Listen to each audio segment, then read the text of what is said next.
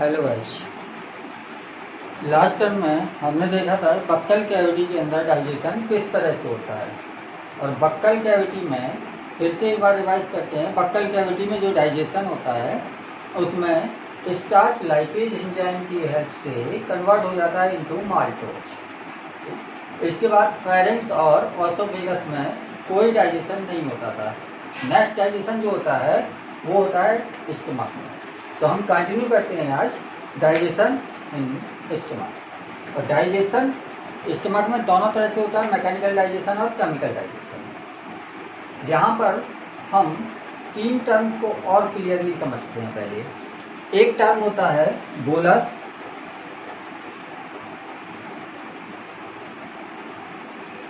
दूसरा होता है काइम, तीसरा होता है काइल। इन तीन टर्म को क्लियर कर लेते हैं एक साथ समझने में ये थोड़ा सा याद रखते हैं। हम देख रहे हैं मुंह के अंदर फूड गया, सलाइवा मिक्स हो गया, स्टमक में फूड जाएगा, बाइल जूस लिवर से, पैनक्रियाटिक जूस पैनक्रियास से, स्टमक के अंदर क्या होगा, गैस्ट्रिक जूस मिक्स हो जाएगा। और जैसे ही इंटेस्टाइन में जाएगा तो बाइल जूस लिवर से, पैनक्रियाटिक जूस पैनक्रियास से और इंटेस्टाइनल जूस इंटेस्टाइन की वॉल से मिक्स हो जाता है। तो उसमें रेगुलर जूसेस मिक्स हो रहे हैं तो उसकी कंसिस्टेंसी थिन होती चली है। तो बोलस क्या है, जब फूड का डाइजेशन हो चुका है बक्कल कैविटी में, उसके बाद फूड क्या हो जाएगा, सॉलिड बॉल लाइक हो जाएगा। जब हम फूड निकलते हैं तो क्या करते हैं, थोड़ी सी कंसिस्टेंसी उसकी ऐसी रहती है कि उसको हम बॉल के फॉर्म में बना सकते हैं, इसलिए उसको हम बोलते हैं बॉलस।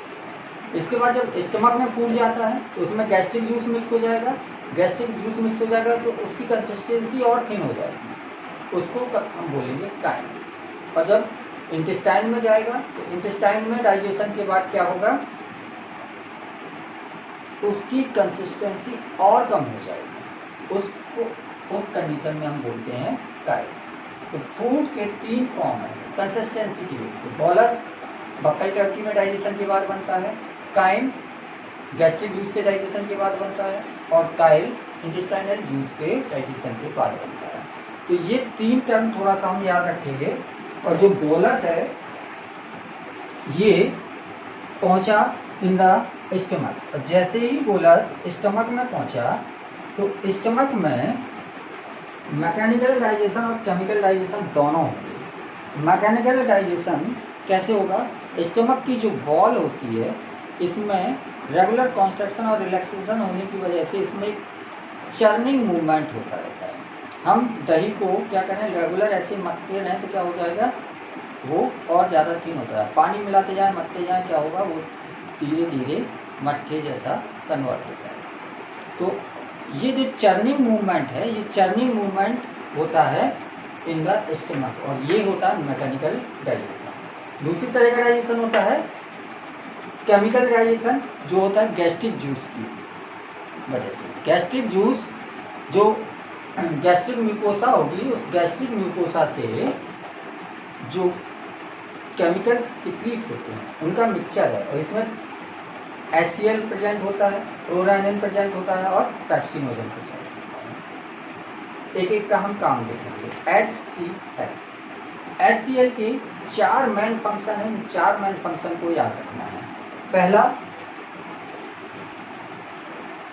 ये स्टमक के अंदर के pH को हाईली एसिडिक कर देगा, pH 1.8 कर देगा। दूसरा, ये एंटीबैक्टीरियल होता है, मतलब HCl क्या करेगा, जो बैक्टीरिया स्टमक तक पहुंच गए उनको किल कर देगा। तीसरा फंक्शन होता है कि ये फूड के हार्ड पार्ट को सॉफ्ट कर देता है।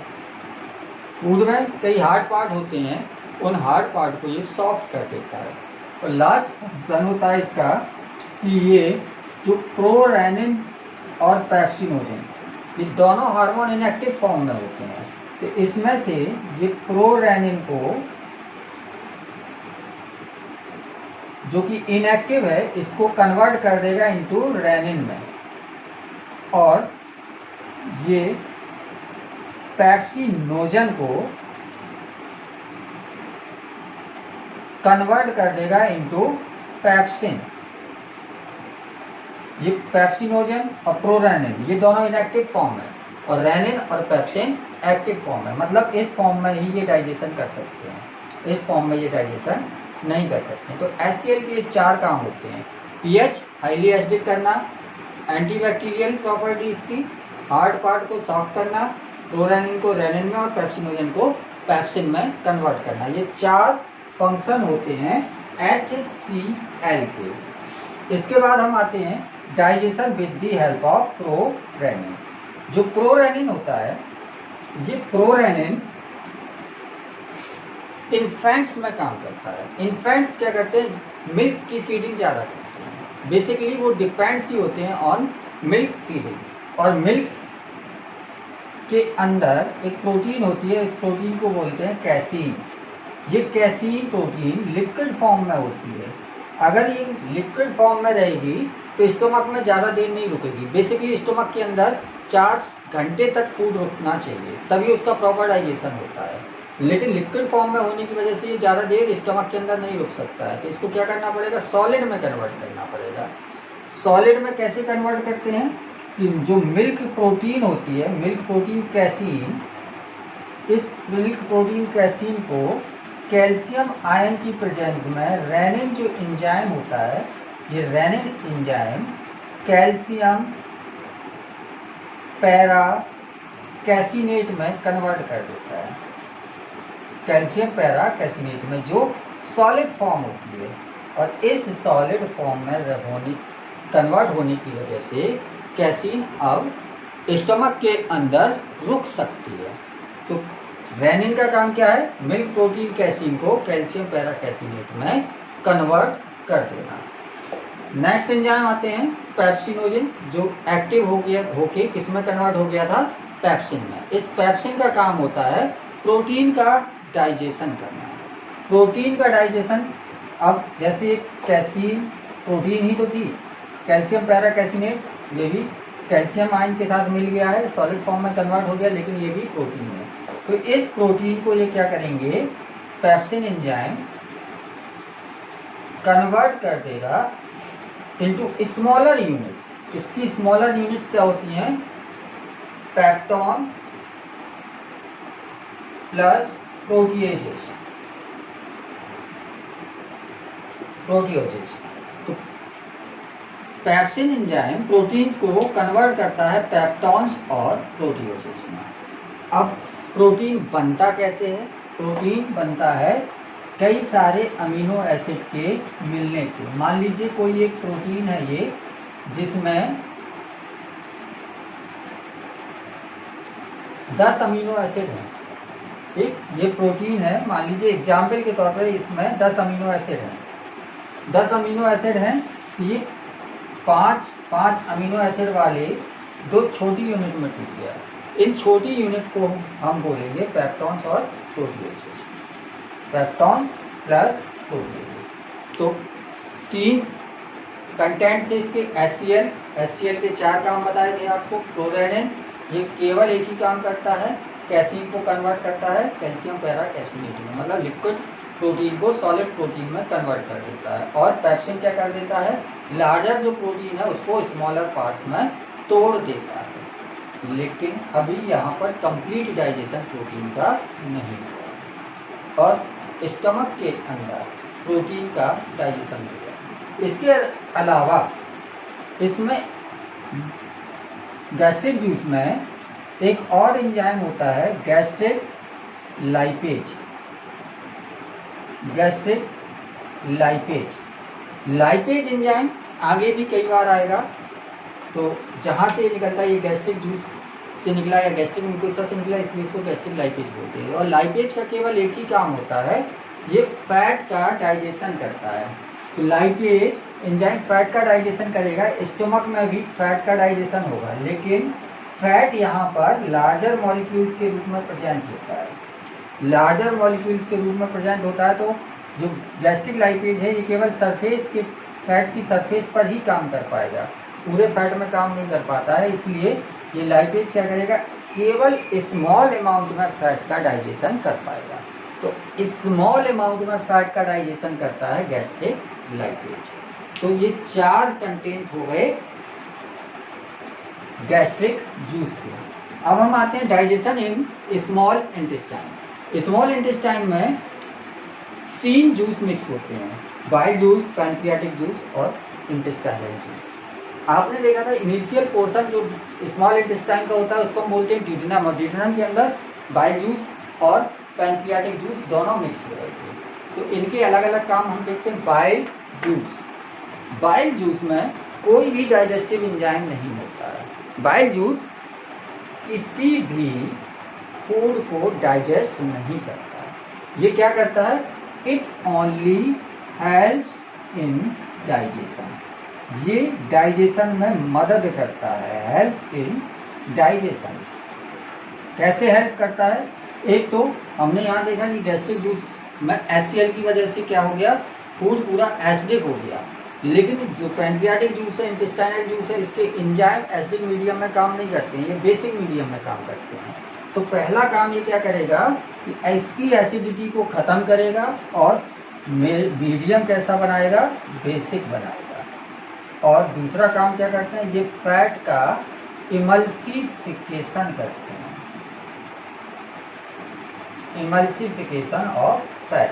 फैट के इमल्सिफिकेशन को क्या बोलते हैं, अभी हमने क्या बताया था कि फैट के मॉलिक्यूल्स लार्जर होते हैं। लार्जर मॉलिक्यूल्स होने की वजह से एंजाइम्स इसकी केवल सरफेस पर काम कर सकते हैं।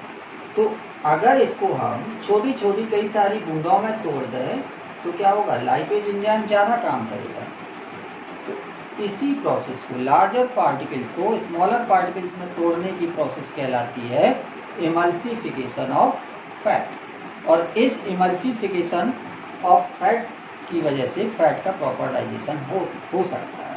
तो बेसिक मीडियम बनाता है, फैट को इमल्सिफाई करता है। इमल्सिफिकेशन को हम एक और तरह से समझ सकते हैं कि हम एक डब्बे में या बाल्टी में पानी भरें, पानी के ऊपर ऑयल की ड्रॉप्स डालते हैं, तो वो ऑयल की ड्रॉप्स क्या करेंगी, पानी में मिक्स नहीं होंगी, ऊपर तैरती रहेंगी। लेकिन अगर उसी में हम डिटर्जेंट्स डाल दें और मिक्स कर दें तो क्या होगा, पानी और ऑयल दोनों मिक्स हो जाएंगे। क्यों, सरफेस एरिया कम कर दिया, पानी मिक्स हो गया, वाटर।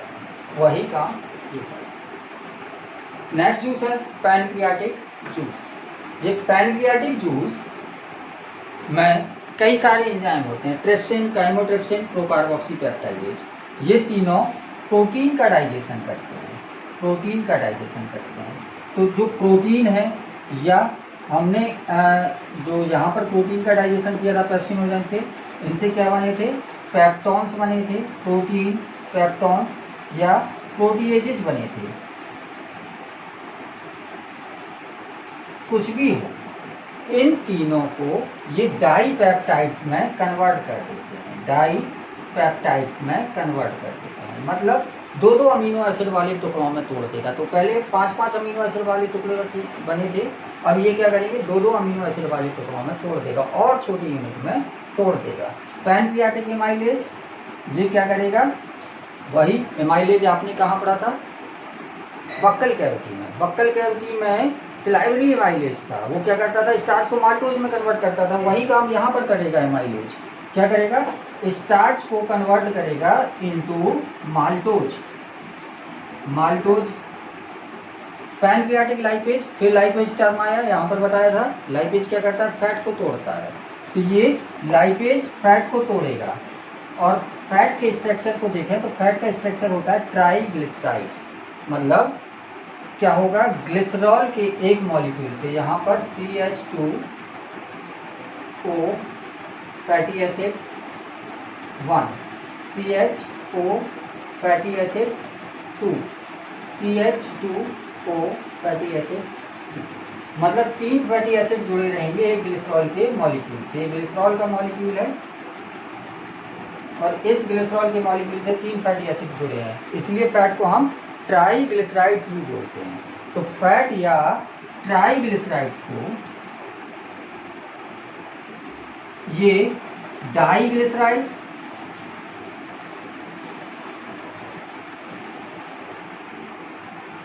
या फिर मोनोग्लिसराइड्स में तोड़ देता है। मतलब अगर एक फैटी एसिड हट गया तो बचे दो, तो डाइग्लिसराइड बचा, दो फैटी एसिड निकल गए तो बचा एक, मतलब मोनोग्लिसराइड। तो इसने भी कंप्लीटली नहीं तोड़ा, क्या किया, ट्राइग्लिसराइड्स को या तो डाइग्लिसराइड्स में या मोनोग्लिसराइड्स में कन्वर्ट कर दिया। लास्ट एंजाइम है न्यूक्लिएज। न्यूक्लिएज क्या होता है, आरएनए या डीएनए, ये न्यूक्लिक एसिड है, तो न्यूक्लिक एसिड को तोड़ेगा न्यूक्लिएज एंजाइम। तो न्यूक्लिक एसिड कैसे बनते हैं उसको हम देखते हैं। तो न्यूक्लिक एसिड का फॉर्मेशन अगर हम देखें तो न्यूक्लिक एसिड कैसे बना है, न्यूक्लिक एसिड, ये न्यूक्लिक एसिड होगा या तो डीएनए या आरएनए। और ये बनते कैसे हैं, नाइट्रोजनस बेस ये जोड़ते हैं शुगर से, नाइट्रोजनस बेस और शुगर जब जुड़ जाते हैं तो बनाते हैं न्यूक्लियोसाइड्स।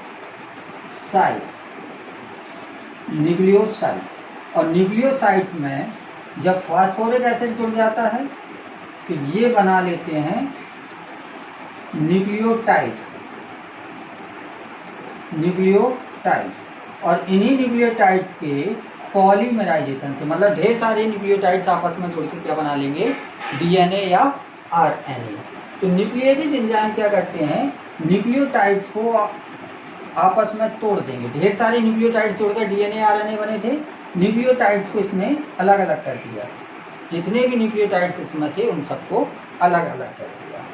तो ये डाइजेशन हो गया, digestion with the help of pancreatic juice. Last बचता है इंटेस्टाइनल जूस या सकस इंटेरिकस भी बोलते हैं, digestion with the help of intestinal juice. तो इंटेस्टाइनल जूस में माल्टेज, सुक्रेज, लैक्टेज, ये तीन एंजाइम हैं। ये क्या करते हैं, यहाँ पर देखा था हमने स्टार्च माल्टोज में कन्वर्ट, माल्टोज, लैक्टोज, सुक्रोज, ये इन पर काम करेंगे रिस्पेक्टिवली। नाम से पता चल रहा है, माल्टेज है तो ये माल्टोज पर काम करेगा, लैक्टेज है तो ये लैक्टोज पर काम करेगा, लैक्टोज पर, और अगर सुक्रेज है तो ये सुक्रोज पर काम करेगा। ये तीनों क्या हैं, डाइसैकराइड्स हैं, और इनको ये तोड़ेगा। माल्टोज है तो ये ग्लूकोज के दो मॉलिक्यूल्स में, मतलब ग्लूकोज प्लस ग्लूकोज में कन्वर्ट हो जाएगा, ग्लूकोज प्लस ग्लूकोज में। लैक्टोज है तो ये ग्लूकोज और गैलेक्टोज में कन्वर्ट हो जाएगा, ग्लूकोज प्लस गैलेक्टोज में कन्वर्ट हो जाएगा। सुक्रोज जो है ये सुक्रेज एंजाइम की हेल्प से ग्लूकोज और फ्रक्टोज में कन्वर्ट हो जाता है। तो ये मोनोमर बन गए, सबसे स्मॉलेस्ट यूनिट बन गई, ग्लूकोज, फ्रक्टोज, गैलेक्टोज, ये मोनोमर। डाइपेप्टाइडेज, आपने देखा था कि पैंक्रियाटिक जूस से जो प्रोटीन का डाइजेशन हुआ था उससे डाइपेप्टाइड्स बने थे, मतलब दो दो अमीनो एसिड जुड़े थे। इनको ये कन्वर्ट कर देगा, डाइपेप्टाइडेज एंजाइम डाइपेप्टाइड्स को कन्वर्ट कर देगा into amino acid. Amino acid सबसे छोटी यूनिट। न्यूक्लियोटाइडेज, आपने देखा था कि न्यूक्लियोटाइड्स बन गए थे, तो न्यूक्लियोटाइडेज क्या करेगा, तोड़ेगा न्यूक्लियोटाइड्स को इनटू न्यूक्लियोसाइड्स और phosphoric acid, nucleotidase. Next enzyme है न्यूक्लियोसाइडेज, तो ये न्यूक्लियोसाइडेज क्या करेगा, न्यूक्लियोसाइड्स को तोड़ेगा नाइट्रोजनस बेस और शुगर में, और ये सबसे छोटी यूनिट है। तो यहाँ पर आपने देखा कि सबसे छोटी यूनिट बनती जा रही है। लास्ट एंजाइम इसमें होता है इंटेस्टाइनल लाइपेज। आपने फैट के डाइजेशन में देखा था कि ट्राइग्लिसराइड या तो डाइग्लिसराइड में कन्वर्ट हुआ था या मोनोग्लिसराइड में, लेकिन अभी पूरा डाइजेशन नहीं हुआ था। तो इंटेस्टाइनल लाइपेज क्या करेगा, ग्लिसरॉल में जितने भी फैटी एसिड बचे हैं उनको भी अलग कर देगा, मतलब ग्लिसरॉल प्लस फैटी एसिड का फॉर्मेशन करेगा। तो ये कंप्लीट हो जाता है डाइजेशन। इनको समझिएगा, और कोई अगर प्रॉब्लम हो किसी में तो कमेंट बॉक्स में भी लिख सकते हैं आप, या फिर जब डाउट क्लास होती है तब पूछ सकते हैं।